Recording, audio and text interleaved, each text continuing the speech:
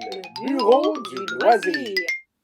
Bonjour, bienvenue au département du soutien technique du Bureau du loisir. Je m'appelle Mathieu. Aujourd'hui, je vous propose qu'on regarde ensemble, étape par étape, comment jouer à The Veil of Eternity. The Veil of Eternity est un jeu pour 2 à 4 joueurs à partir de 10 ans et plus pour des parties d'une durée de 40 minutes. C'est un jeu du sud-coréen Eric Hong. On doit le visuel à Erika Tormen, Gauthier Maya, Jiaoui Gao et Stefano Martinuz. Le jeu est édité par Mandu Games. Dans The Veil of Eternity, on va capturer et apprivoiser des créatures mythiques en tant que dresseur et essayer ainsi d'entrer dans la légende et de devenir le plus grand dresseur de monstres de tous les temps. Allons-y tout de suite avec la mise en place. Placez le plateau et la piste de score au centre de la table. Mélangez les 70 cartes pour former une pioche face cachée en prenant soin de laisser un espace à côté pour la défausse. Placez le compteur de manche sur la première case. Faites une réserve avec les pierres magiques près de l'espace de jeu. Ensuite, chaque joueur choisit une couleur et prend les 2 pions capture, le pion score et la tuile de score qui lui sont associées. Ici, on installe une partie pour 3 joueurs. La dernière personne à avoir vu un reptile reçoit la tuile initiative et devient le premier joueur. Puis, à partir du premier joueur, on va donner 1 point à chaque joueur, soit 1 point pour le premier joueur, 2 points pour le deuxième joueur, 3 points pour le troisième joueur. Voilà, c'est la mise en place. Une partie de The Veil of Eternity va se jouer généralement en 8 à 10 manches. Et chacune de ces manches est divisée en 3 phases. La phase de capture, la phase d'action et la phase de résolution. On commence chaque manche avec la phase de capture dans laquelle on va s'emparer des cartes. D'abord, piochez autant de cartes que le nombre de joueurs x 2. Comme on installe ici une partie à 3 joueurs, on va donc avoir besoin de 6 cartes. Et ensuite, on va venir placer chacune des cartes près du symbole correspondant à sa famille sur le plateau. Donc les cartes vent vont aller près du symbole vent, les cartes feu près du symbole feu, les cartes eau près du symbole eau et les cartes terre près du symbole terre. Puis, dans le sens horaire, à partir du joueur qui détient la tuile d'initiative, chaque joueur va poser un pion capture sur une carte disponible. Ça veut dire qu'il n'y a pas déjà un pion dessus. Chaque joueur va faire comme ça. Et quand le dernier joueur aura posé son premier jeton, il va poser son deuxième jeton et on revient dans le sens anti-horaire jusqu'au premier joueur. Donc, le premier joueur aura le premier et le dernier choix du tour. Quand tous les joueurs auront posé leur pion capture, on va passer à la phase d'action. Mais avant, voyons de plus près à quoi ressemble une carte. Sur chaque carte, on retrouve le nom de la carte. Ici, on a Odin. On retrouve la famille de la carte. Ici, c'est le vent. On retrouve le coût d'invocation de la carte. Ici, c'est une carte qui coûte 6, ainsi qu'un encadré avec le pouvoir de la carte. Il y a 5 familles différentes dans The Veil of Eternity. Eau, feu, terre, vent, qu'on connaît déjà, et dragon. Il existe 3 types de pouvoirs dans le jeu. Instantané, représenté par l'éclair, dont l'effet sera déclenché à l'invocation de la carte, quand on va la poser devant nous. Il y a aussi les pouvoirs de type permanent, dont l'effet sera continu. Et les pouvoirs de type activable, représentés par un sablier, dont l'effet sera déclenché lors de la phase de résolution. Passons à la phase principale du jeu, la phase d'action. Pendant la phase d'action, chaque joueur, en commençant par le premier, va effectuer autant d'actions qu'il le souhaite. Ensuite, on va passer au joueur suivant dans le sens horaire. Vous ne pouvez pas terminer votre tour tant que vous n'avez pas récupéré vos 2 pions de capture. Il existe 4 actions. Apprivoiser une carte, vendre une carte, invoquer une carte et bannir une carte.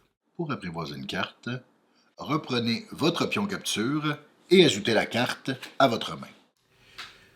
Votre main doit rester cachée en tout temps. Il n'y a pas de limite au nombre de cartes qu'on peut avoir dans sa main. Deuxième action possible, vendre une carte.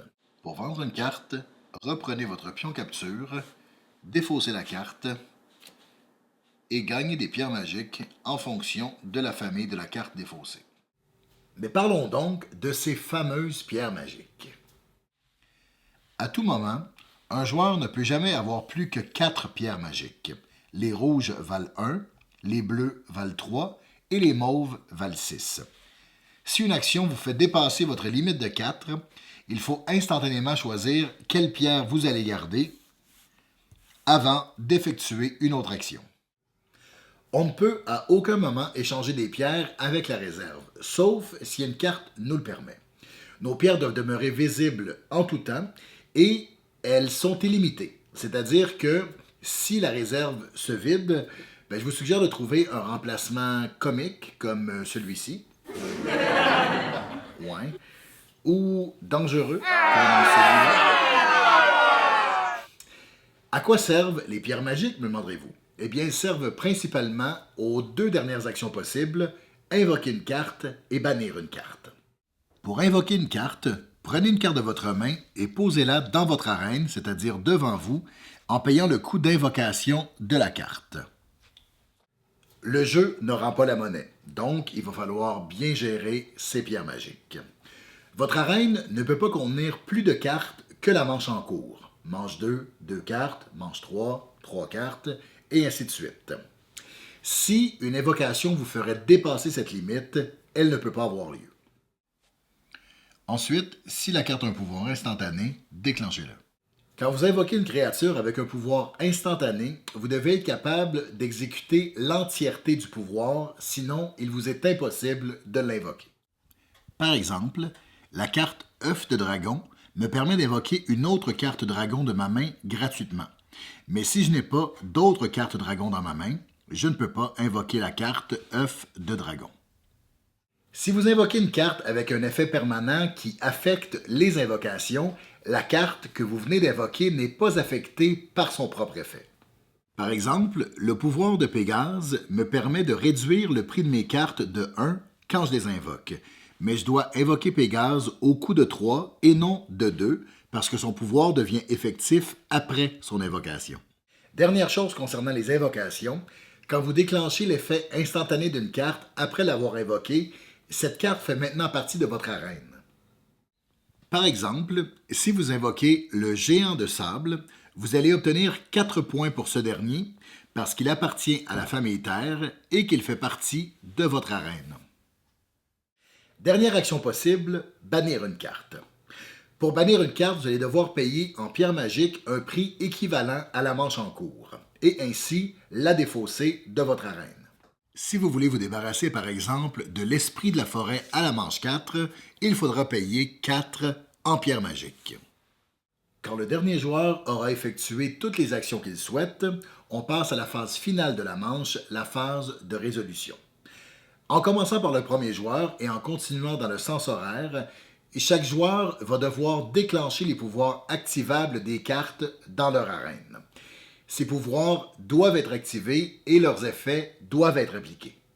Par exemple, la demoiselle escargot me demande d'échanger soit une pierre bleue contre une mauve ou une mauve contre 3 bleus. Bien sûr, si je ne remplis pas les conditions, l'effet n'est pas déclenché. Si je possède seulement une pierre rouge, l'effet de demoiselle escargot ne s'applique pas. Vous déclenchez les pouvoirs de vos cartes dans l'ordre de votre choix. Quand le dernier joueur a effectué tous ses pouvoirs activables, eh bien, c'est la fin de la manche. On vérifie les conditions de fin de partie. Si aucune d'elles n'a été remplie, on passe la tuile d'initiative au prochain joueur dans le sens horaire, on avance le compteur de manches sur la case suivante et c'est reparti pour une nouvelle manche. La partie peut prendre fin de 2 façons. Si à la fin d'une manche, un joueur a au moins 60 points ou si la 10e manche est terminée. Notez qu'il est possible qu'un ou plusieurs joueurs dépassent 60 points pendant la partie. Si c'est le cas, le joueur n'a qu'à retourner sa tuile score de sa couleur de l'autre côté.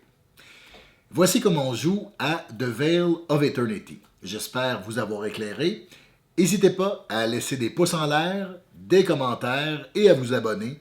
C'est notre seul et unique salaire.